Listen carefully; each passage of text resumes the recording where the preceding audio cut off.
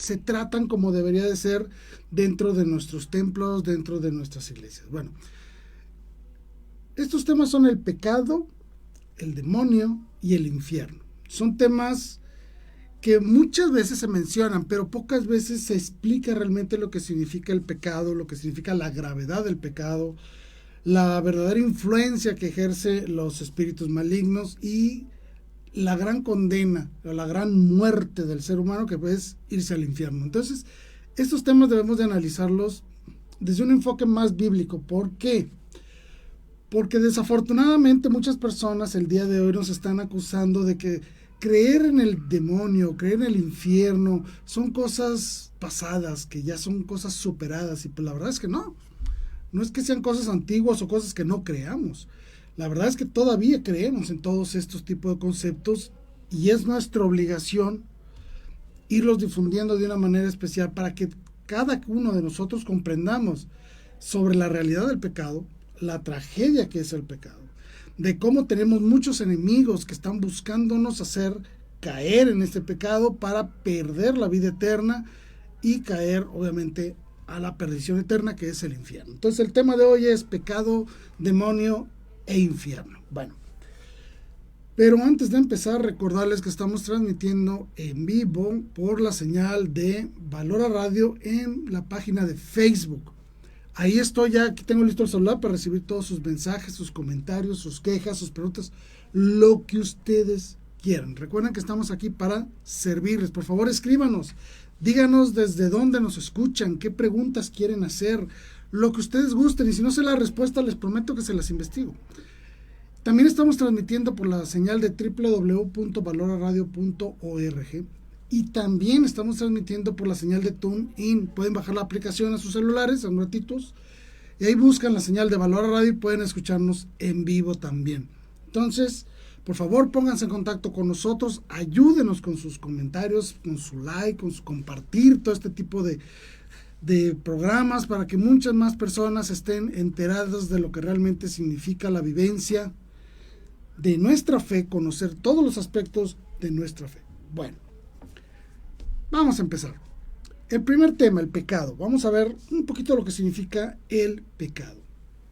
Muchas veces hemos oído hablar del pecado, muchas veces, ¿no? Pero pocas veces comprendemos la gravedad del pecado. No es simplemente que te hayas portado mal y que te den unas nalgadas y listo. No. Realmente las consecuencias del pecado son mucho mayores porque es un atentado en contra de todo el orden natural y sobrenatural del mismo ser humano. Por eso es que es muy grave la cuestión del pecado. Y como les dije al principio, vamos a manejar Biblia, porque es lo que queremos, que ustedes sepan perfectamente que todos los conceptos que manejamos dentro de nuestra fe tienen un respaldo en las Sagradas Escrituras. Bueno, vamos a empezar leyendo la carta a los Romanos, capítulo 1, versículo 21. Dice así: porque, habiendo conocido a Dios, no lo glorificaron como a Dios, ni le dieron gracias. Antes bien, se ofuscaron en vanos razonamientos y su insensato corazón se entenebreció. Esa es la tragedia del pecado, el origen y las consecuencias del pecado. Esta pequeña cita bíblica es muy rica en información. De verdad nos expresa varios conceptos importantes para concebir lo que significa pecado.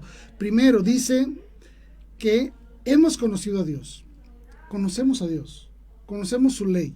Conocemos sus mandatos. Conocemos su ejemplo, su vida, su testimonio. Todo lo conocemos. Tenemos la revelación. Sabemos quién es Dios y sabemos cómo adorar a Dios y cómo darle ese culto de adoración debido a Él. Lo sabemos, conocemos a Dios, pero lo rechazamos. Es decir, no le damos gloria, nos damos gloria a nosotros mismos. Todo acto de pecado principalmente conlleva un darnos gloria a nosotros mismos, querernos más a nosotros mismos por encima de Dios. Entonces, dentro de la concepción de pecado, existe un conocimiento previo de lo que es Dios y de lo que Dios quiere. Pero aún así, dentro de nuestra propia libertad, no le glorificamos, es decir, rechazamos a Dios y no les damos gracias, es decir, caemos en un acto total de ingratitud. Y además, todo esto es un movimiento, dice aquí, se ofuscaron en vanos razonamientos, es decir, pensaron solo en sí mismos. Eso es lo que llamamos soberbia.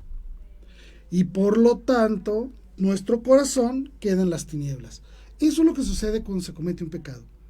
Es una transgresión voluntaria y libre a la ley de Dios que ya conocemos. Eso es el pecado, decirle no a Dios.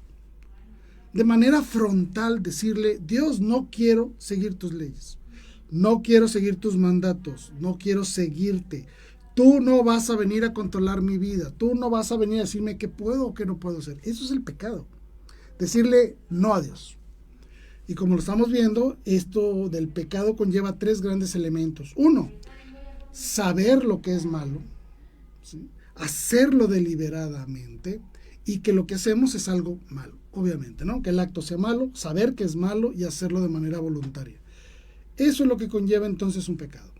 Es un acto deliberado de negación de la gloria debida a Dios y a nosotros mismos, porque todo acto de pecado conlleva necesariamente un daño a nuestra persona. A lo mejor no es un daño físico. Incluso hay muchos pecados que lo que implican es placer físico. Pero eso destruye nuestra alma, destruye nuestro corazón, lo llena de tinieblas.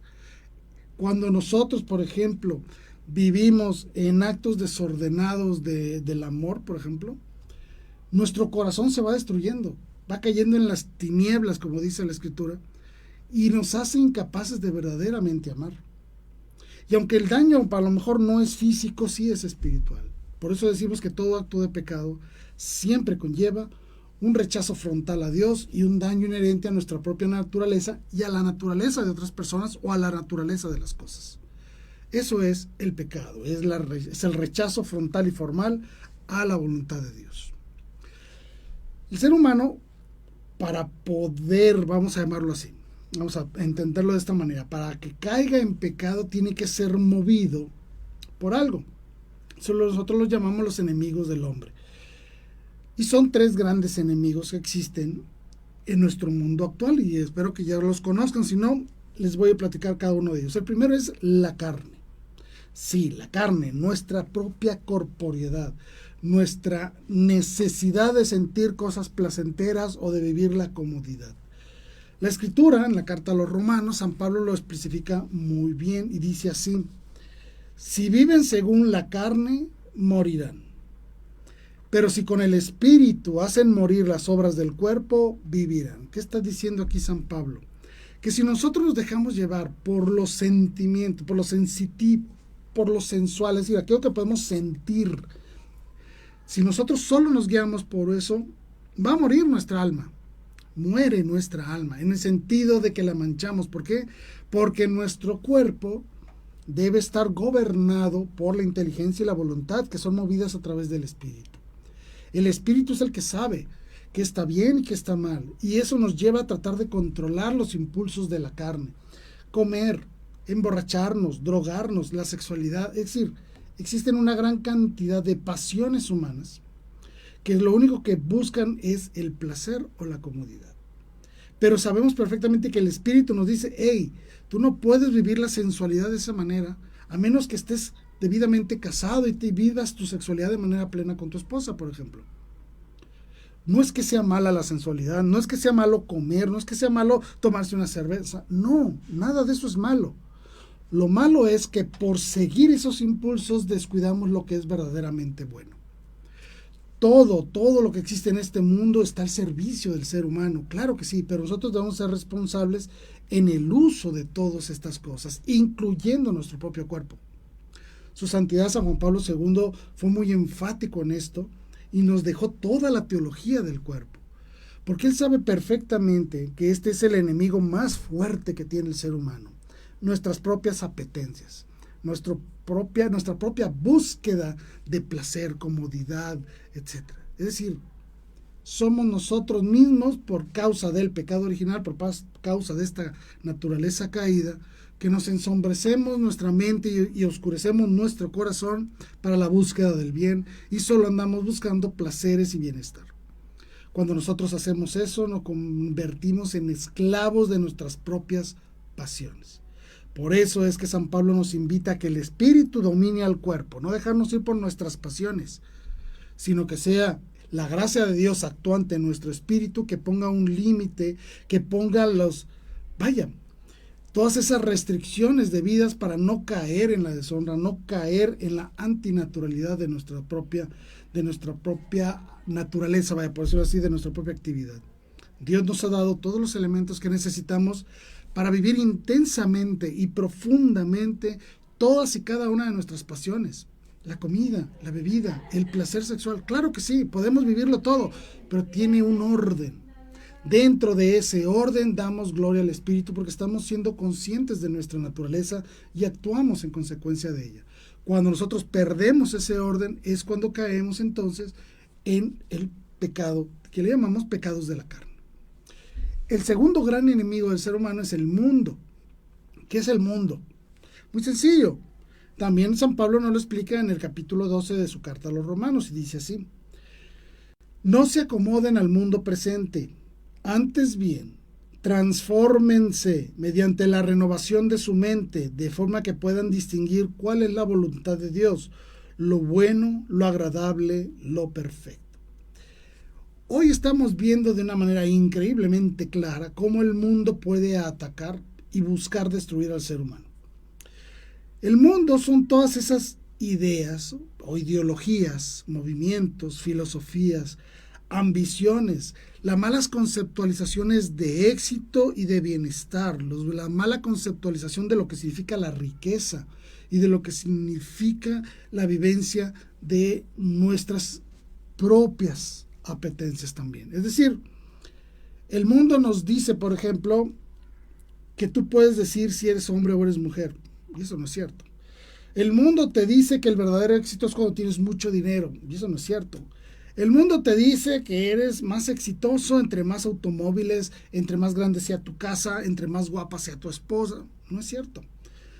Es decir, todos estos movimientos que buscan destruir la conciencia del ser humano para que el ser humano deje de identificar, de concebir lo que verdaderamente es bueno. A eso es a lo que le llamamos el mundo. Todas aquellas ideas que podemos encontrar en los medios de comunicación, en las películas, en los reportajes, en todos lados, que nos quieren mover a romper con el esquema dado por Dios para implementar en el mundo un estilo de vida sustentado en nosotros mismos. Eso es lo que llamamos el mundo. Y obviamente el tercer gran enemigo, ¿cuál es? Pues muy sencillo. Es el mismísimo Satanás, el diablo, el demonio, Lucifer, Belcebú, como lo quieren llamar, ¿sí? Muchas personas nos dicen que creer en el diablo, creer en Satanás, creer en los demonios son cosas antiguas, arcaicas, que cuando la gente no podía explicar las enfermedades le echaba la culpa a unas cosas llamadas diablos. No, el demonio existe. Es una realidad la existencia de los demonios. La primera carta de Pedro nos lo dice claramente en su capítulo 5. Dice, sean sobrios y velen, es decir, cuídense. Su adversario, el diablo, ronda como león rugiente buscando a quien devorar. Esto nos lo dice el mismísimo San Pedro. Por lo tanto, comprendemos que es un enemigo que busca destruir, matar, devorar y sobre todo que sí existe. Repito, ¿Satanás existe? Sí. ¿El diablo existe? Sí. Sí existe. Y no es uno. Es una tercera parte de todos los ángeles creados por Dios. Una tercera parte de ellos cayeron al infierno, arrastrados por la soberbia de Satanás. Y estos son los demonios. Existen y tienen autorización para actuar en el mundo. Que esto es increíblemente complejo de explicar. La verdad es que no existe una forma sencilla de explicar cómo es posible que Dios permita esto. No es fácil de explicarlo, la verdad es que no lo es. Pero nosotros debemos ver cómo Dios siempre busca la manera de perfeccionarnos para que seamos, dicho con sus debidas reservas, más dignos de estar en su presencia. La acción del demonio en nuestro mundo existe por permiso de Dios para someternos a la prueba del amor. Sí, así como lo oyen, ¿no? De una manera un poco simplista. Pero eso es lo que significa. Significa que nosotros debemos de vivir esta prueba. Debemos de salir adelante de esta prueba. Debemos de ser capaces de afrontar y confrontarnos con el mal mismo para buscar salir victoriosos y lograr el día de mañana la santidad. Los mejores deportistas, las personas que compiten a nivel internacional, son extremadamente buenos en lo que hacen. ¿Por qué? Porque se han enfrentado a los mejores. Si tú quieres ser la mejor versión de ti mismo, tienes que enfrentarte a verdaderos, ¿cómo se puede decir? Adversarios. Enfrentarte a verdaderas pruebas que busquen en tu persona salir adelante, ser la mejor versión de ti mismo. Las virtudes más hermosas que tiene el ser humano las vive en los momentos de crisis y de dificultad. Porque es ahí donde se le exige más al ser humano y es donde en verdad saca a relucir la grandeza del ser humano. Por eso es que Dios permite estas pruebas. La acción de nuestra propia carne, las inclinaciones de la carne, la implementación en el mundo de una gran cantidad de ideas y la existencia de los demonios.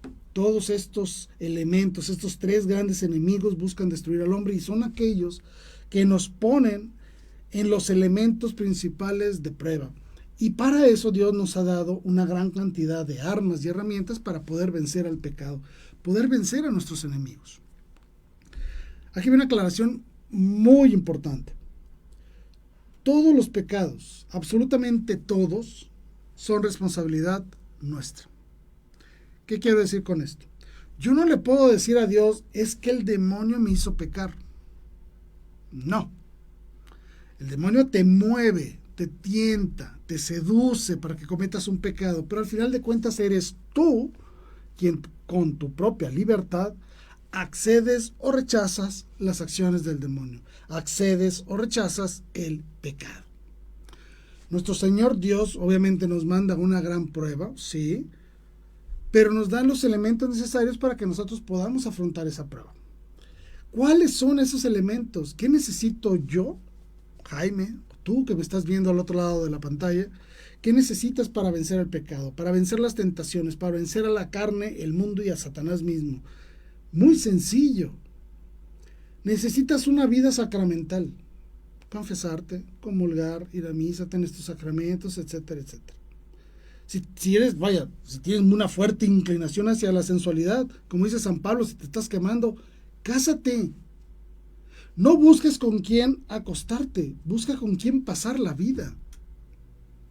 ¿Se entiende la diferencia? No busques el placer efímero que se acaba en un ratito. Busca la persona que es, digna de recibir todo tu amor y que esa persona te va a dar todo su amor a ti. Y vas a vivir la sensualidad con un ingrediente fabuloso que es llamado el amor. De verdad, es infinitamente más hermoso que cualquier otra cosa vivir todo este placer sexual, toda la vivencia de la sexualidad, pero dentro de un matrimonio, con esa persona que te ama, que te ha prometido su amor y a quien tú le has ofrecido todo tu amor. Es ahí donde puedes vivir todos y cada uno de tus impulsos. Claro que sí. De una forma ordenada, claro que puedes. Me gusta mucho comer. Puedes comer lo que quieras. Nuestro Señor Dios dijo, no hay ningún alimento impuro. Puedes comer lo que quieras. Con medida. Así de sencillo.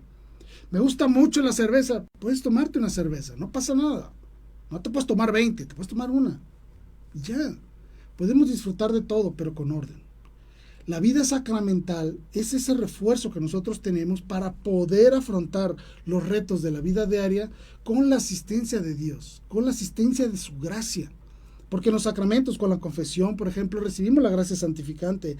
En la comunión recibimos a Dios mismo que nos fortalece. Con la confirmación recibimos los dones del Espíritu Santo necesarios para afrontar todas estas batallas que vamos a enfrentar en nuestra vida. Es decir, con los sacramentos, con la vida sacramental, tú tienes acceso a la gracia divina para que puedas salir adelante ante cualquier prueba.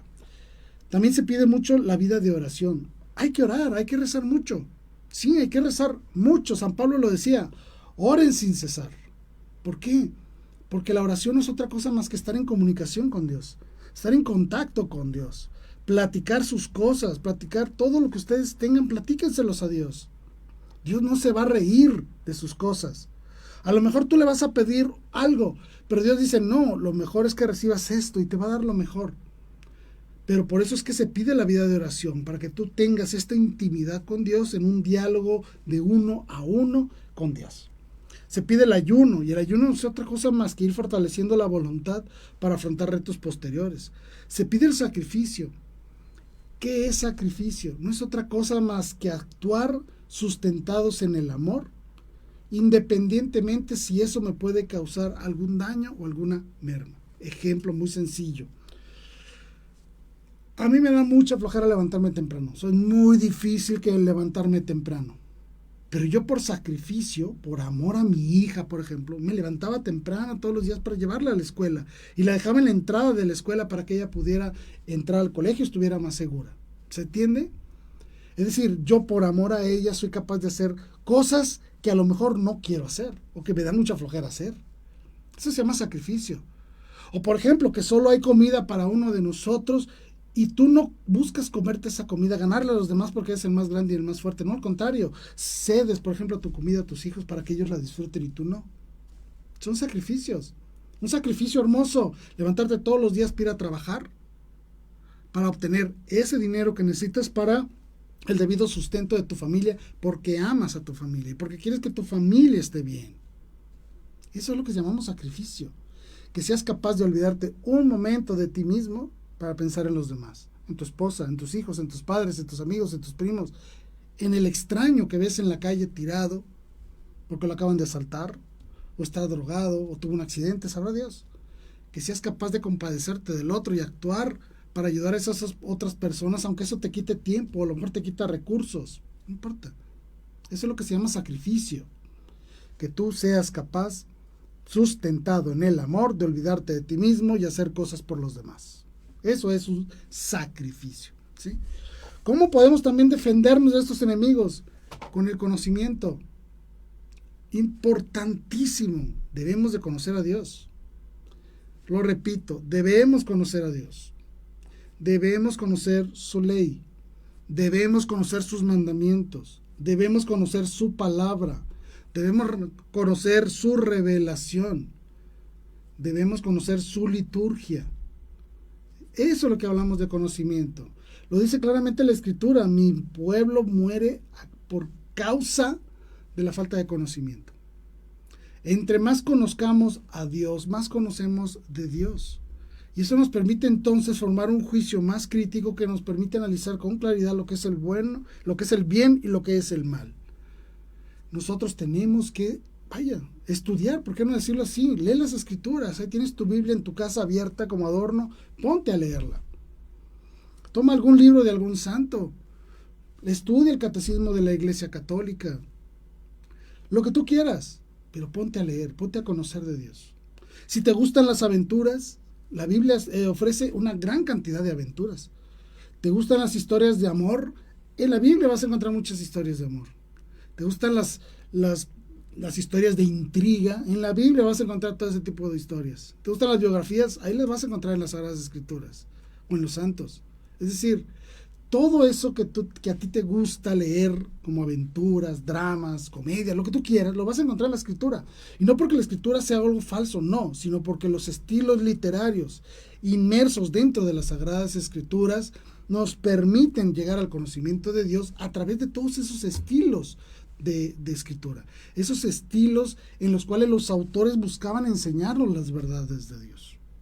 No porque la Biblia sea una novela falsa, no, sino porque, acomoda los estilos literarios para que sea más fácil para nosotros comprender la palabra de Dios. ¿Sí? Todos este tipo de cosas que nos ayudan a defendernos del mal vienen sustentadas en las tres grandes virtudes teologales, que son la fe, la esperanza y la caridad. La fe, pues, es la capacidad que tenemos para creer en Dios. Es una virtud que Dios nos ha dado. No somos capaces nosotros de creer en Dios, sino es Dios mismo quien nos ayuda a creer en Él. La esperanza es la capacidad que tenemos de confiar, de esperar las promesas de Dios. Y el amor es el vehículo por el cual yo pongo en acto y en movimiento mi fe y mi esperanza a través de la vivencia del amor. San Agustín decía, vive y haz lo que quieras. Claro, porque si tú amas de verdad, todo lo que hagas lo vas a hacer por amor, y al hacer todo por el verdadero amor, haces puras cosas buenas.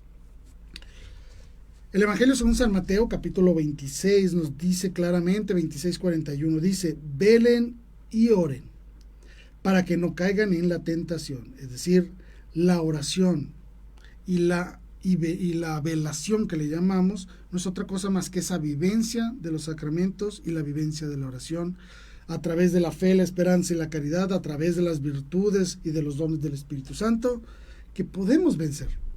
De verdad podemos vencer a nuestros enemigos, empezando por uno mismo. Bien. Muchas personas, y lo digo por los comentarios que recibo en redes sociales e incluso en preguntas, en pláticas que doy, en algunas charlas, muchas personas preguntan sobre el demonio.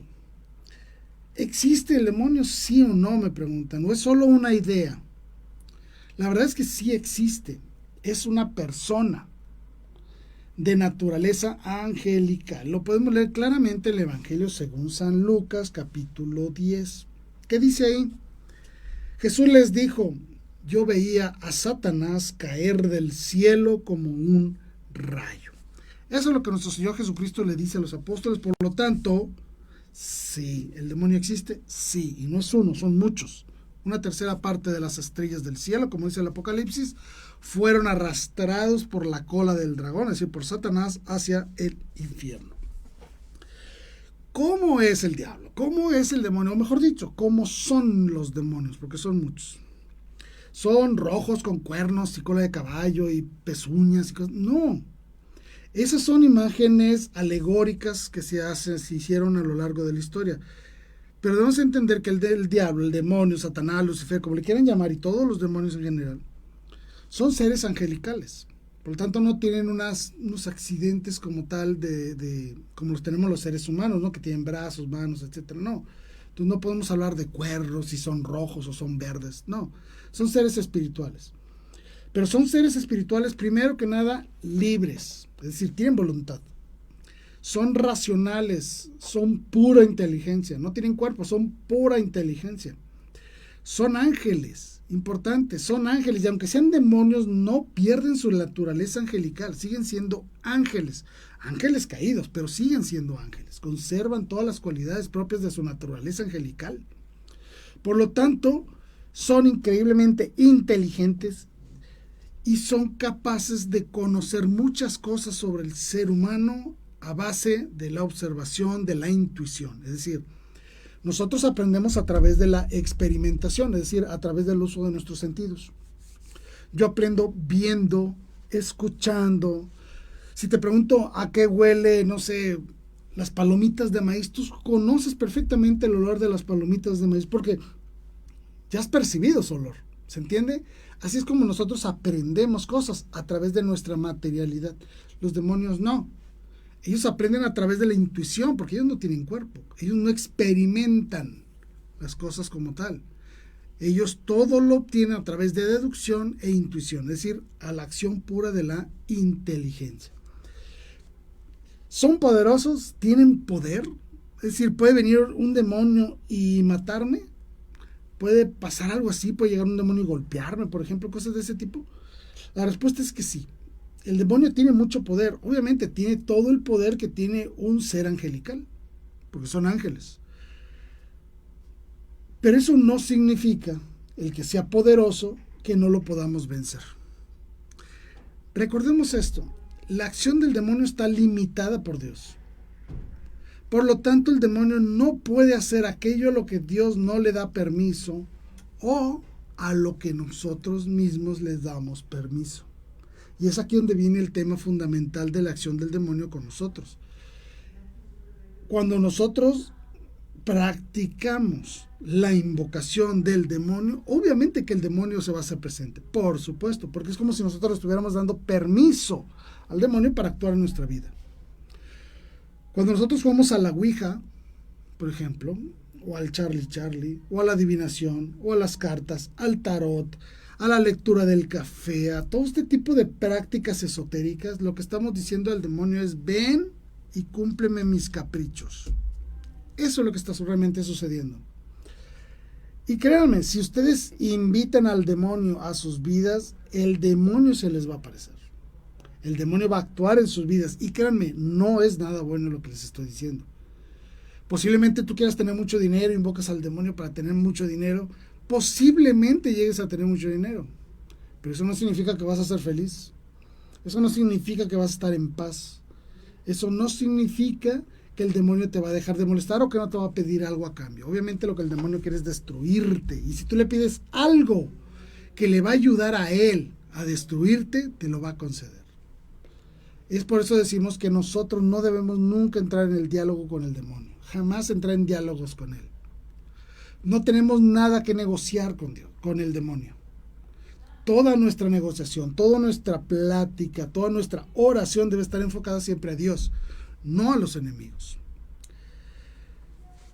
Si nosotros, y quiero que repetirlo nuevamente para que quede bien claro, si nosotros invocamos la acción del demonio a través de estas prácticas esotéricas de adivinación, que los brujos, los chamanes y todo este tipo de tonterías, el demonio se va a aparecer, va a ser parte presente de nuestra vida. Y obviamente no es alguien que esté interesado en tu bienestar, sino todo lo contrario. Esta persona, el demonio, busca destruirte. Lo dice claramente el apóstol Santiago y dice: sométanse pues a Dios, resístanse al diablo. Y si ustedes son buenos y viven conforme a Dios, el demonio huirá de ustedes. Está en el capítulo 4 de la carta de Santiago. Entonces, ¿cómo puedo yo someterme a Dios para que el diablo huya de mí? Lo vuelvo a repetir: vida sacramental, vida de oración, el ayuno, el sacrificio, el conocer de Dios. Poner en acto todo aquello que Dios nos pide, que seamos perfectos. Hace algún tiempo me preguntaron si el demonio puede leer la mente. La respuesta es no. El demonio no puede leer tu mente. El demonio te conoce porque te ha visto toda tu vida. Conoce lo que te gusta y lo que no te gusta. Sabe lo que has dicho. Conoce los sentimientos porque tú has expresado en alguna ocasión tus propios pensamientos y tus propios sentimientos. El demonio no es que te lea la mente, simplemente es un excelente matemático, es un excelente estadista. Él sabe perfectamente qué cosas te mueven al pecado y buscará entonces ejercer toda su acción a través de esas debilidades tuyas. Entonces tengamos cuidado. ¿El demonio lee la mente? No, pero sí conoce nuestra vida. Ahora, pregunta básica y fundamental que todo el mundo me hace: ¿cómo actúa Satanás? ¿Cómo le hace para actuar? Son cinco formas en las que Satanás ataca. La más fuerte, la más peligrosa, la más constante en todos y cada uno de nosotros es la acción demoníaca a través de la tentación. Han visto las caricaturas, ¿no? De que algún personaje de caricaturas quiere hacer algo bueno o algo malo y no sabe qué hacer. Entonces le aparece un diablito por un lado y un angelito por el otro, ¿no? Bueno, básicamente eso es la tentación, de una manera muy simple. Es esa acción del demonio que te invita a que hagas un acto malo. Por eso les digo, nunca hay que entrar en diálogos con el diablo, jamás. No lo permitan. No permitan que esa vocecita del diablo les esté diciendo, sí, hazlo, no pasa nada, tú haz eso. No. Es la más fuerte de todas porque no te das cuenta de la acción del demonio, no te das cuenta de esa tentación, de eso que te está ahí dando lata en tu cabecita para moverte a hacer un acto indebido. Esa es la tentación. Y es muy sutil, suave. Al demonio no le conviene aparecerse ante ti, que lo veas, no. Él quiere mantenerse oculto, escondidito. Esa es su gran victoria, hacernos creer que no existe, porque de esa manera puede tentarnos de mejor forma, porque no necesita ya ni siquiera esconderse. Tú niegas su existencia, por lo tanto él mismo ya no necesita ni siquiera esconderse. Eso es la tentación. Es ese movimiento sutil, constante y permanente del demonio para que cometas un pecado. Otra de las formas en las que el demonio actúa es a través de la infestación. Esto se da en lugares o en cosas. Ejemplo muy sencillo. Si en alguna casa se realizaron ritos satánicos, se asesinó gente o se cometieron actos increíblemente impuros o contrarios a la ley de Dios, es como si en ese lugar prevaleciera el mal. Y por lo tanto, ¿hay presencia del demonio? Sí, así como lo oyen. ¿Hay presencia de demonio en ciertos lugares? Sí. Porque ese lugar a través de la maldad ha sido consagrado para los demonios. Por lo tanto, los demonios pueden intervenir en esos lugares. Eso es lo que se llama la infestación. Por eso es que nosotros los católicos Cuando compramos nuestra casita, lo primero que hacemos es ir por el señor cura para que vaya a nuestra casita, se coma unos tamales y nos bendiga la casa. Para alejar, no voy a decir las malas vibras, no existe eso de las malas vibras, es para alejar a los demonios, a la acción demoníaca. Para eso bendecimos nuestras casitas. ¿Okay? La tercera forma en la que el demonio actúa es algo que se llama influencia. No influenza, no es de gripe, no, influencia. El demonio a través de la tentación, dependiendo de muchas circunstancias, nos está moviendo a cometer pecados. Pero la influencia es cuando él ya sabe que tú no puedes controlar una apetencia personal. Ya no la puedes controlar. Has caído en un vicio terrible por alguna situación. Entonces el demonio te ataca constantemente con eso. Y se convierte en una influencia. Es decir, que está constantemente ahí contigo, moviéndote al pecado, influyendo tus decisiones y supeditando tus decisiones en base a alguna apetencia. Es decir, es cuando la tentación se convierte ya en una obsesión del demonio por hacerte caer en un pecado del que tú mismo ya eres un reo de ese pecado. Otra forma de actuar es lo que llaman las vejaciones, que es cuando el demonio te ataca físicamente. Este recurso del demonio lo aplica para infundir miedo y terror a aquellos que siguen a Dios. El personaje más conocido, creo yo, que recibió estos ataques demoníacos es el Padre Pío, el Santo Padre Pío. Porque él toda la noche recibía la acción del demonio, lo golpeaba, no lo dejaba dormir, lo sangraba, lo cortaba, es decir, le hacía una gran cantidad de daño al Padre Pío demonio. Y lo hacía porque lo que quería era que perdiera la paz el Padre Pío. Entonces las vejaciones es eso, cuando el demonio te ataca ya en lo físico. Físicamente te ataca, te golpea, te tumba de la cama, te apaga la luz, te tira la veladora para que se queme la casa, es decir, ya está actuando de manera física, traspasa del plano espiritual al aspecto físico. Y obviamente la última forma y una de las más graves, pero tal vez la más rechazada, es la de la posesión. Sí, el demonio puede tomar la posesión de nuestro cuerpo y someter la voluntad y el movimiento del cuerpo para sus fines. Eso no significa que nosotros como seres humanos perdamos la inteligencia y la voluntad. No, esa aún reside dentro de nuestra alma. Ejemplo muy sencillo. ¿Una persona poseída puede confesarse? Sí. ¿Puede comulgar? Sí, sí puede. Claro que sí. ¿Por qué? Porque sabemos perfectamente que el demonio, aunque tome posesión del cuerpo, no toma posesión del alma, no toma posesión de la integridad de la persona. Y entonces las personas que han sido poseídas pueden acceder a los sacramentos, porque es su corazón movido por la fuerza del Espíritu Santo el que lo mueve hacia el bien. Y obviamente esto es uno de los principales recursos para vencer al demonio, además del exorcismo, obviamente, ¿no? Que ese no lo puede hacer cualquiera. No. Tú no puedes hacer un exorcismo. Para eso están los sacerdotes autorizados para hacerlo. Entonces, estas fueron las principales formas en las que el demonio actúa en contra de nosotros. Vámonos al tercer punto. Que este tercer punto también es muy importante y se ha descuidado muchísimo. En el Evangelio según San Mateo, en el capítulo 25, dice lo siguiente: y a ese siervo inútil, échenlo a las tinieblas de afuera. Allí será el llanto y el rechinar de dientes. Esta frase no menciona el infierno como tal, no, pero está hablando del infierno. Dice, y a ese siervo inútil, es decir, a ese que no supo servir a Dios, échenlo a las tinieblas de afuera. Es decir, fuera de Dios no hay luz, hay tinieblas. Ahí será el llanto, es decir, el llanto es la desesperación, tristeza, frustración de no haber logrado estar ante la presencia de Dios. Y el rechinar de dientes se refiere obviamente al dolor que vas a sentir ahí en el infierno. Sí, en el infierno hay dolor y sufrimiento, sí, sí que lo hay. Por eso les digo desde ahorita, ni se les ocurra pensar en irse al infierno jamás. Jamás permitan eso, jamás lo permitan. Ahora, ¿cómo es el infierno?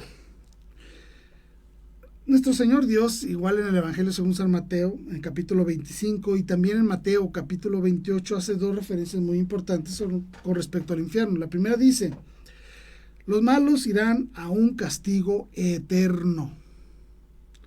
En Mateo 18 dice, más te vale entrar manco o cojo al cielo, que con tus 2 manos y tus 2 pies seas arrojado al fuego eterno.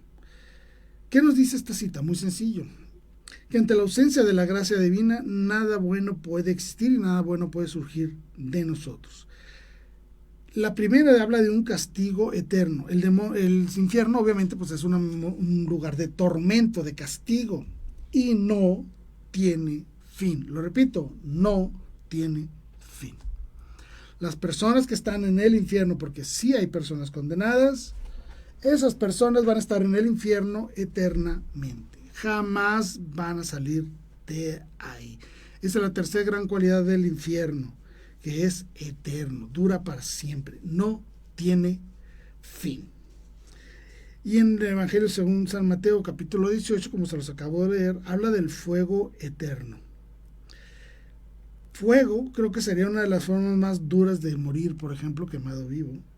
O simplemente con que te quemes tantito, cualquier cosa, es un dolor insoportable. Sabemos que el fuego causa uno de los dolores más fuertes que puede experimentar el ser humano. Ahora, una pregunta también muy importante. ¿Dios nos manda al infierno? Híjole, si yo digo que sí, a lo mejor estaríamos pensando en un Dios malo. En un Dios que no se tienta el corazón para mandar a alguien al infierno. En un juez extremadamente severo. Pero la verdad es que no es que Dios nos mande realmente al infierno. Que sí lo hace, obviamente sí, porque Él es el de la autoridad. Pero lo hacemos porque somos nosotros quien le pedimos a Dios, mándanos al infierno. Porque no queremos servirte. No quiero agradecerte nada. Mándame al infierno. Y en el infierno estaré yo con mi propia soberbia. Entonces, cuidado, no se puede salir del infierno. Y los que están ahí es porque así lo decidieron. Somos nosotros los que, a través del pecado, elegimos pasar la eternidad alejados y separados de Dios, donde nuestro libre albedrío nos mueve hacia el mal, nos mueve a cometer los pecados que después causan la muerte del alma. Y si llegamos a la muerte real de nuestro cuerpo, nuestra alma le van a preguntar, ahí en el lugar satánico donde estaba, le van a preguntar, ya te confesaste, ya te tomaste tu juguito de limón, ya te tomaste aquella, esto y el otro. Es decir, tú vas a ser recibido por los enemigos de Dios. Muy bien. ¿Por qué era importante hablar de estos temas? Pecado, diablo, infierno. El pecado porque tenemos que decir que todo acto de transgresión a la ley divina o a la ley natural implica necesariamente y forzosamente un pecado. No todos los pecados son igualmente graves, no lo son. Obviamente, si yo me robo un chicle de una farmacia, no es tan grave como aquel persona que mata a otra persona, por ejemplo. Son diferentes tipos de crímenes. Por lo tanto, cada uno de estos crímenes conlleva una pena en especial en el más allá. Muchas veces vemos a los malos salirse con la suya, de que hicieron algo malo, pero nadie estuvo ahí para reclamarles. Bueno, esto es cierto, ¿sí? Esto es cierto y nosotros tenemos que buscar la forma de evitar caer bajo cualquier circunstancia en el pecado, no importa quién nos mueva, si sea nuestra carne, el mundo o Satanás. Debemos siempre mantenernos firmes en lo que creemos y buscar siempre la santidad, la perfección. No queda de otra. Vamos a tener muchas pruebas y posiblemente caigamos muchas veces, pero eso no importa. Lo importante es levantarse. Nuestro Señor Dios nos enseñó que el peso del mundo te puede caer encima y te va a provocar que caigas boca abajo contra el suelo. A Él le pasó 3 veces, porque la cruz que cargó era la cruz de nuestros pecados y estaba extremadamente pesada. Pero Él, a pesar de haber caído en 3 ocasiones, se levantó para continuar con este camino hacia el Calvario. ¿Cómo es el infierno? Porque solo dijimos 2 cualidades, ¿no? Que es eterno, punto número 1. Y el segundo, que hay fuego. ¿Qué tipo de fuego? No lo sabemos. No lo sabemos. No creemos que sea un fuego como el que tenemos ahorita en nuestras cocinas, por ejemplo, no. Pero habla entonces de 2 conceptos de daño, 2 conceptos de castigo. Nosotros a esto le llamamos pena de daño y pena de sentido. La pena de daño es aquella pena, dolor, sufrimiento que se vive o se percibe en el interior del alma.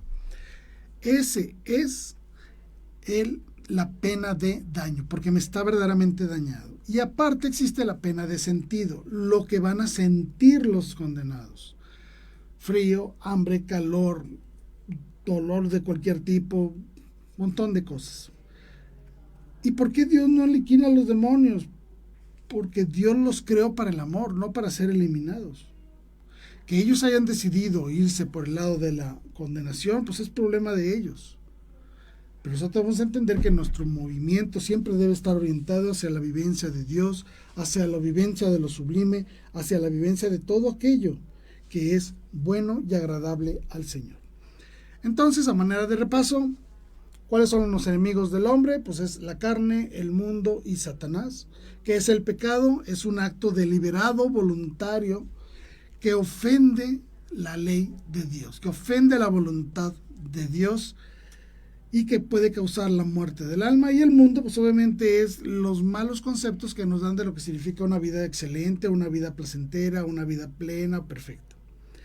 La verdadera perfección del ser humano, siempre lo diré, está en la intimidad de su familia, con su esposa, con su hija, etcétera, etcétera. Es ahí donde verdaderamente encontramos el amor de Dios, donde encontramos la paz necesaria para salir al mundo y enfrentar cualquier reto que nos ponga en la vida. Desde entonces debemos estar siempre alertas de que la asistencia del demonio no va a tomar el control de nuestra vida. Aprovecho para mandar un saludo a Guillermo Ponce. Guillermo, te mando un abrazote, gracias por estar aquí con nosotros.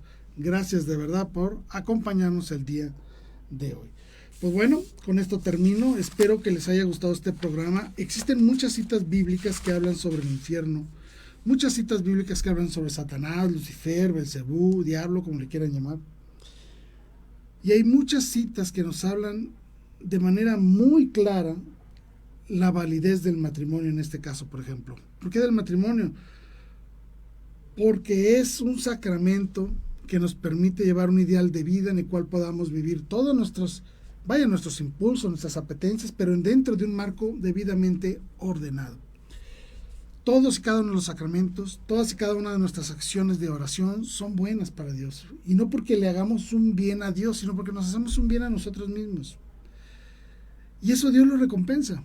La justicia de Dios no solo es para castigar al malo, pero también es para recompensar al bueno. Darle esa gran palmadita en la espalda y decirle: hiciste bien las cosas, felicidades. Puedes ahora sí entrar al reino de los cielos. Perdón. Hoy no quise hablar del purgatorio como un paso intermedio al cielo, que también hay pena de daño y pena de sentido, pero ahí debemos entenderlo de otra manera, ¿no? Hablar del purgatorio implica adentrarnos en otro tipo de conceptos mucho más fuertes, y por eso hoy no lo quise tomar como parte del tránsito hacia el cielo. Pero lo que sí quería era dejar bien sentado el hecho de que el demonio existe, que actúa, y sobre todo que busca destruirnos y mandarnos al infierno, porque el infierno existe. De verdad existe. Y hay personas ahí, hay personas condenadas, y ahí están los demonios, y ahí están viviendo la tan tragedia del pecado mismo, que no es otra cosa más que la transgresión deliberada y voluntaria de todo aquello que Dios nos ha prohibido hacer. Es decir, romper con la sabiduría de Dios y decirle a Dios: no, Dios, tú no intervengas, yo prefiero seguirme a mí mismo. Entonces no caigamos en la soberbia del pecado, no caigamos en el error de buscar a Dios donde no lo está. Nuestro Señor Jesucristo está vivo y presente en la Santísima Eucaristía. Así es que aprovechamos para estar más en contacto con Él, hacer más oración con Él y sobre todo acompañarle en las capillas de adoración. No me queda más que despedirme. Muchas gracias por haber estado aquí en este programa. Soy Jaime Velázquez y les agradezco que hayan estado conmigo. Y me voy diciendo: viva Cristo Rey, viva María Santísima, Virgen de Guadalupe. Hasta la próxima.